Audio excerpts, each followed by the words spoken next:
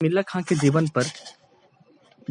के जीवन पर गंगा जामुनी तहजीब का क्या असर रहा? गंगा जामुनी का तहजीब का क्या असर रहा बिस्मिल्लाह खां के जीवन पर? कहने का मतलब है उस्ताद बिस्मिल्लाह खां ने कैसे हिंदू मुस्लिम की एकता का परिचय बताया है। क्वेश्चन दो तरह का भी आ सकता है कि काशी से बिस्मिल्लाह खां के लगाव को अपने शब्दों में लिखें, या बिस्मिल्लाह खां हिंदू मुस्लिम एकता का परिचय किस प्रकार देते हैं, या फिर बिस्मिल्लाह खां के जीवन पर गंगा जामुनी तहजीब का क्या असर रहा। ये तीनों क्वेश्चन का आंसर सेम होगा।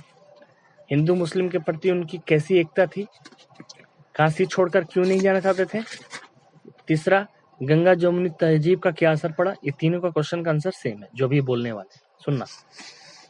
बिस्मिल्लाह खां जब 6 वर्ष के थे तो वे काशी अपने मामा के यहाँ गए थे। काशी में उनके मामा रहते थे। उस समय उनके मामा जब कल्याण, ललित, भैरवी और मुल्तानी राग की बात करते थे तो बिस्मिल्लाह खां को पता ही नहीं चलता था कि राग किस चिड़िया को कहते हैं। क्वेश्चन में आएगा उस्ताद बिस्मिल्लाह खां के इस कहानी में कौन कौन से राग का वर्णन किया गया है, तो बोलना कल्याण, ललित, भैरवी, मुल्तानी राग। तो बिस्मिल्लाह खां जब 6 वर्ष के थे तो अपने मामा के यहाँ आए थे। उनके मामा सनाई वादक थे और कल्याण, ललित, भैरवी, मुल्तानी राग की बात करते थे। तो बिस्मिल्लाह खां 6 वर्ष के थे तो उन्हें कुछ पता ही नहीं चलता था कि राग किस चिड़िया का नाम है, राग होता क्या है। संगीत के बारे में या राग के बारे में उन्हें जो प्रेरणा मिली वो काशी की गलियों में मिली। और काशी की गलियों में कहा, रसुलन बाई और बतुलन बाई के गीतों को सुनकर मिली। काशी की गलियों में रसुलन बाई और बतुलन बाई नाम की 2 महिला रहती थी। वहां जाकर के ये गीत को सुनते थे और राग के प्रति इनकी प्रेरणा जागी। वे बड़े हुए और शहनाई बजाने लगे। काशी में संगीत आयोजन की प्राचीन एवं अद्भुत परंपरा रही है। काशी में शहनाई बजाने का या गाना गाने का ये आधुनिक बहुत पुराना परंपरा है। जब भी संगीत के कार्यक्रमों का आयोजन होता था तो यहाँ 5 दिनों तक शास्त्रीय और उपशास्त्रीय गायन वादन की उत्कृष्ट सभा होती थी। इसमें बिस्मिल्लाह खां अवश्य रहते थे क्योंकि उन्हें संगीत से काफी मोह था। इसी कारण से जब भी काशी में कभी भी संगीत आयोजन का कोई भी कार्यक्रम होता था तो बिस्मिल्लाह खां पहुंच जाते थे।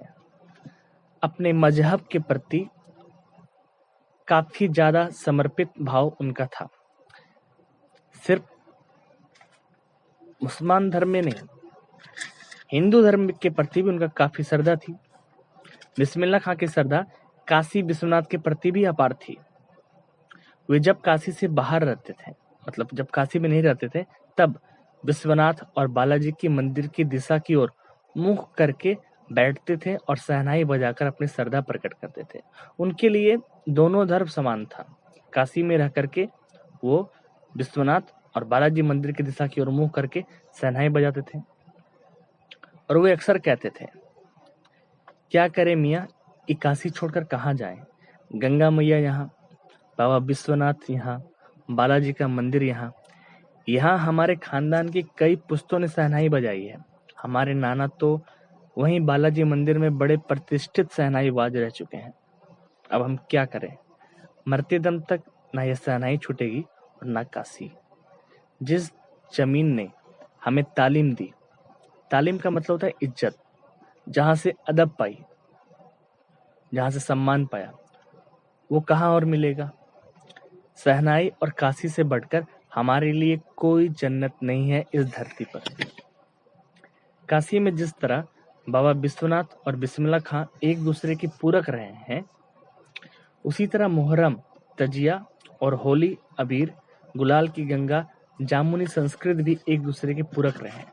सबसे बड़ी बात यह है कि बिस्मिल्लाह खां ने हमेशा काशी में रहने वाले 2 कौम, हिंदू और मुस्लिम, इन दोनों को भाईचारे के साथ रहने की प्रेरणा दी है। तो बिस्मिल्लाह खां के जीवन से हमें ये सीख भी मिलती है कि किस तरह से वो दोनों कौमों के बीच जोड़ करके रहने का काम करते हैं। उस्ताद बिस्मिल्लाह खां कभी भी धर्म को लेकर के, जात को लेकर के शोक प्रकट नहीं करते। उनके लिए दोनों धर्म बराबर है, मुहर्रम भी, दीपावली भी। वो मुहर्रम में जिस तरह 8वें दिन खड़े होकर पैदल 9 किलोमीटर चल करके शहनाई बजाते हैं ना, उसी तरह बाबा विश्वनाथ और बालाजी की मंदिर की मुख्य दिशा करके वो घंटों तक शहनाई बजाते थे। उनके लिए दोनों धर्म बराबर है।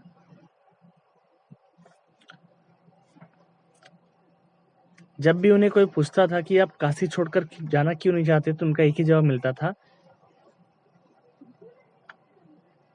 कि पूरे पृथ्वी पर अगर उनके लिए कहीं जन्नत है तो वो काशी ही है।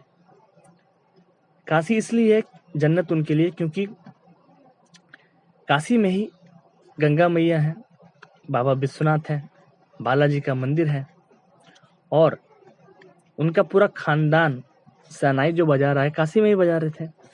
उनके नाना बालाजी के मंदिर में एक प्रतिष्ठित शहनाई बाज थे।